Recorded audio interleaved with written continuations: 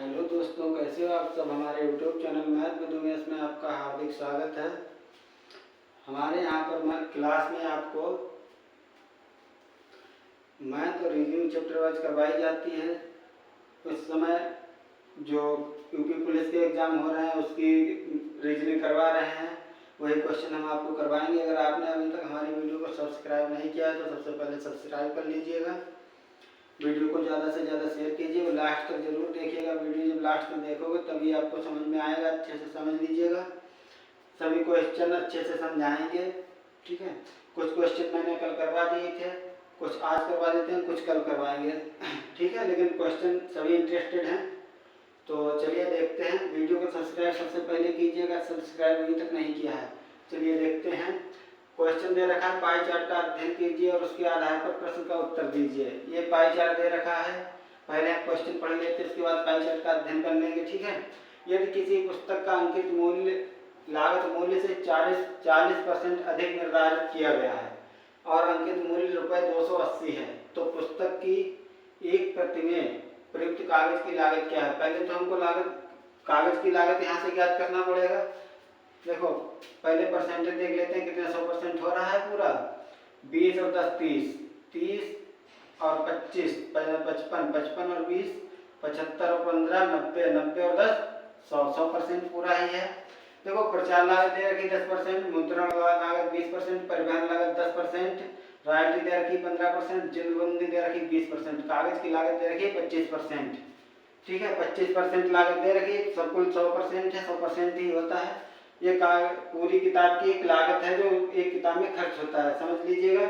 इसने कहा है अंकित मूल्य लागत मूल्य से 40% अधिक। चलिए यहाँ पर छोटा सा क्वेश्चन है, हल करवा देते हैं। 100% इसका क्या रहा होगा, लागत मूल्य रहा होगा, तो 140% अंकित किया गया होगा, मतलब है ना।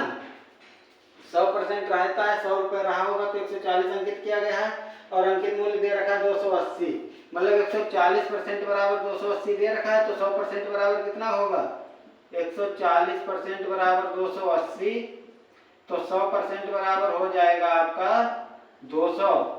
समझ में आए हो।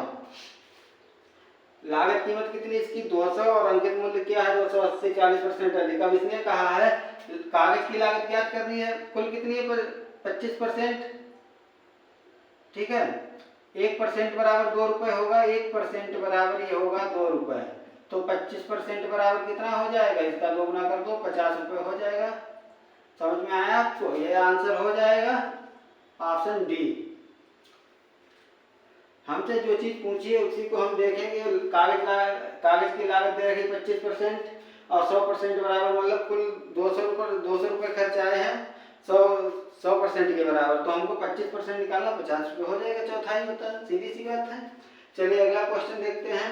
प्रिया 20 मीटर पूरब की ओर चलना शुरू करती है, फिर बाएं मुड़ती है और 40 मीटर चलती है, फिर दाएं मुड़ती है और 30 मीटर चलती है। अब दाएं मुड़ती है और 40 मीटर चलती है। प्रिया अपने आरंभिक बिंदु से कितनी दूर है।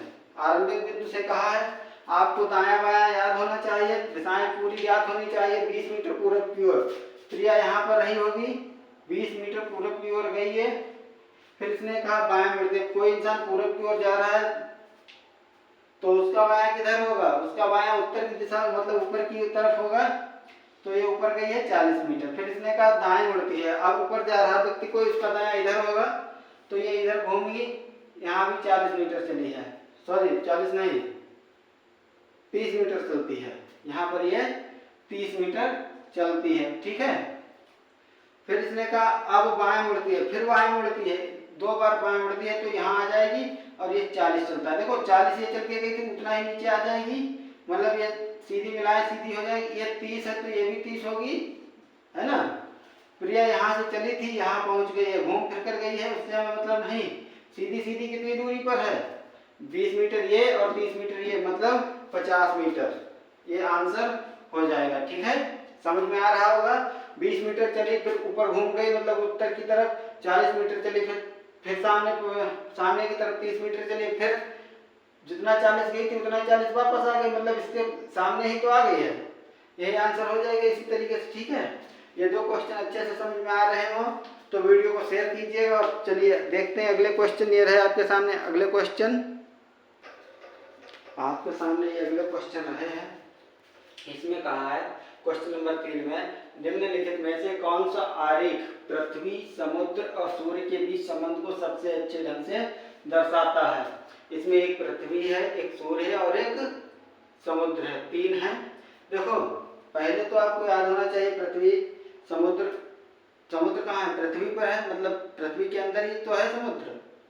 पृथ्वी के अंदर पृथ्वी बड़ी है, उससे छोटा समुद्र है, तो समुद्र बीच में आएगा। ये वाला ऑप्शन सही हो जाएगा। ये तो सूर्य हो जाएगा, है ना, और ये समुद्र हो जाएगा और ये पृथ्वी हो जाएगी। देखो सही हो रहा है।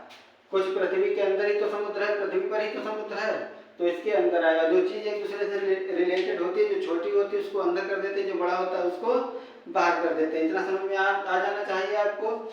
यहाँ अगर ये सूर्य है, सूर्य के अंदर पृथ्वी थोड़ी ना, पृथ्वी तो अलग है बिल्कुल ही। ये तो एक काट रहा है, काट भी नहीं रहे हैं, ये अलग अलग, तीनों चीजें अलग अलग नहीं है। ठीक है, ये वाला ऑप्शन सी सही हो जाएगा।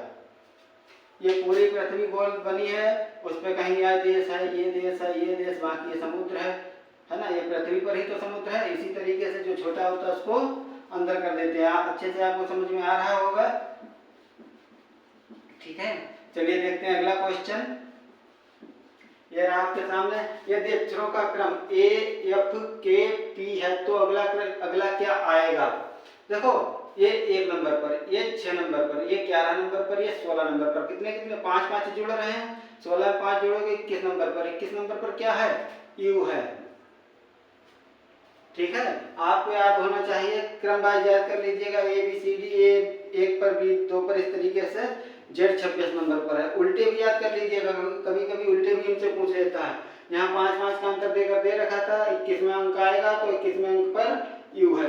क्लियर? चलिए 5वां क्वेश्चन देखते हैं। सादृश्य को पूरा कीजिए। सादृश्य पूरा कीजिए। 145 को अनुपात दिया 15 की पावर 4, फिर हमको 532 दिया, इसको क्या होगा? इसका होगा ये 52 की पावर 3। कैसे होगा? देखो ये लिखा है पहले 145, ये उठा लिया और ये उठा लिया, बीच वाले को पावर बना दिया, है ना। ऐसे हम करेंगे। 532 का पूछा है हमसे, 532 का 5 उठाएंगे, 2 उठाएंगे, बीच वाले को पावर बना देंगे, हो जाएगा। समझ रहे होंगे आप। 5 क्वेश्चन हो गए। ये है आपके सामने अगले क्वेश्चन। अगर समझ में आ रहा है सही तो वीडियो को शेयर कर दीजिएगा, लाइक जरूर कीजिए, कमेंट में बताइएगा वीडियो कैसी लग रही है। ये है आपके सामने अगले क्वेश्चन। 6वां क्वेश्चन है, दी गई कोड भाषा का उपयोग करके निम्नलिखित अभिव्यक्ति को सरल बनाइए। जहां प्लस गुणा को दर्शाता है, गुणा माइनस को दर्शाता है, माइनस भाग को दर्शाता है और भाग प्लस को दर्शाता है। समीकरण अभिव्यक्ति दे रखिए 9 + 4 - 6 गुणा 6 भाग 8। इन चिन्हों को उन चिन्हों में परिवर्तित करना है। तो चलिए देखते हैं। पहले 9 लिखा है, 9 लिख लेते हैं। प्लस किसको दर्शाता है? गुणा को, तो गुणा लगाएं, क्योंकि यहाँ प्लस लगा तो गुणा हो जाएगा 4। अब माइनस किसको दर्शाता है? माइनस भाग को दर्शाता है, तो भाग लगाएंगे यहाँ पर, फिर 6। अब 6 और के बाद गुणा है, गुणा क्या दर्शाता है? गुणा माइनस को दर्शाता है, -6। भाग किसको दर्शाता है? भाग प्लस को दर्शाता है, +8। इसको हल करेंगे। 9 चौक 36, 36 को 6 से भाग करेंगे तो कितना आएगा? 6 आएगा। 6 - 6 + 8 लिख सकते हैं। तो 6 प्लस माइनस कट जाएगा, क्या रहेगा? 8 रहेगा। 8 ये हमारा आंसर हो जाएगा। समझ में आ गया? 9 चौक 36 को 6 से भाग कर देंगे तो 6 आएगा। वही 6 मैंने लिखा है और माइनस का 6 ये लिखा है। ठीक है, आप ये ना समझिएगा कि इतना सा लिख दिया, इतना नहीं लिखा है मैंने। इसको हल करने के बाद लिखा है। कैसे? 36/6 बराबर 6 आएगा। वही ये वाला 6 ये था, इसका आंसर भी 6 आया है। ठीक है, चलिए अगला क्वेश्चन देखते हैं। 7 नंबर। दिए गए विकल्पों में से वह शब्द चुनिए जो दिए गए शब्द पैरानॉर्मल के प्रत्येक अक्षर का केवल एक बार प्रयोग करके नहीं बनाया जा सकता। ये शब्द दे रखा पैरानॉर्मल, इसमें से वो शब्द लेने हैं, सिर्फ एक शब्द एक बार लेकर जो शब्द बन जाएगा वो नहीं, जो ना बनाया जा सके। ROAR लिखा है, देखो 2 R डबल R यहाँ है, ओ ये रहा, ये रहा, मतलब इनमें से ये बन जाएगा नॉर्म, NORM, NORM, ये पूरा शब्द बना हुआ लिखा है, ये भी नहीं होगा। PALM, PA और LM ये रहा है, ये बन जाएगा RARE, RAR, लेकिन पूरे में ई नहीं है, मतलब हमारा आंसर क्या हो जाएगा, रेयर। ठीक है, ये शब्द नहीं बनेगा, बाकी शब्द बन जाएंगे। कैसे बनेंगे ये मैंने समझा दिया है आपको। अगला क्वेश्चन है, श्रृंखला पूरी कीजिए। 2, 6, 12, 20, 30, 42। यहाँ देखो 4, 6, 8, 10, 12 इस तरीके से जुड़ रहे हैं। यहाँ 12 जुड़े, अगली में 14 जुड़ेंगे, 42 में 14 जोड़ेंगे तो 56 होगा। हमारा आंसर ये हो जाएगा। ठीक है, समझ में आ गए होंगे क्वेश्चन। चलिए अगले क्वेश्चन देखते हैं। ये रहा आपके सामने, ये रहा आपके सामने क्वेश्चन नंबर 9 दे रखा है। शेर गुफा में है, जैसे मकड़ी का पेड़ पर होती है या जाला में होती है, टीला पर या ओसारा, मतलब शेर पर। कहाँ होती है मकड़ी? शेर गुफा में रहता है और मकड़ी जाले में रहती है। आंसर हमारा बी हो जाएगा। ठीक है, अगला क्वेश्चन, एक साइकिल चालक 12 किलोमीटर पश्चिम की ओर जाता है और फिर दाईं ओर मुड़कर 7 किलोमीटर की दूरी तय करता है। साइकिल चालक अब किस दिशा की ओर जा रहा है, ये पूछा है। तो ये बिंदु रहा होगा, पश्चिम की ओर चला है कितना, 12 किलोमीटर। फिर इसने क्या कहा, दाईं ओर। अब कोई इंसान पश्चिम की ओर जा रहा है तो उसको दायां ऊपर को हो जाएगा, ऊपर घूम गया 7 किलोमीटर। अब ये किस दिशा की ओर जा रहा है, ऊपर कौन सी दिशा होती है, उत्तर होती है। यही हमारा आंसर हो जाएगा। ठीक है, समझ में आ गया। पश्चिम से कोई व्यक्ति जा रहा हो, उसका दायां किधर होगा, उत्तर दिशा की ओर होगा। उत्तर दिशा की ओर जब मुंह करके चलेगा तो उधर ही चलता रहेगा। यही हमारा आंसर हो जाएगा। आज के लिए वीडियो इतनी काफी थी। 10 क्वेश्चन मैंने 10 से 11 कल करवाए थे, 10 आज करवा दिए हैं। कल हमारी लगभग रीजनिंग खत्म हो जाएगी। ठीक है, मतलब एक सेट की खत्म हो जाएगी। मिलते हैं अगली वीडियो में। आज के लिए बहुत ज़्यादा लंबी वीडियो सही नहीं होती। वीडियो को ज़्यादा से ज़्यादा शेयर कर दीजिएगा, लाइक कीजिएगा। अभी तक सब्सक्राइब नहीं किए हैं तो सब्सक्राइब जरूर कर लीजिएगा।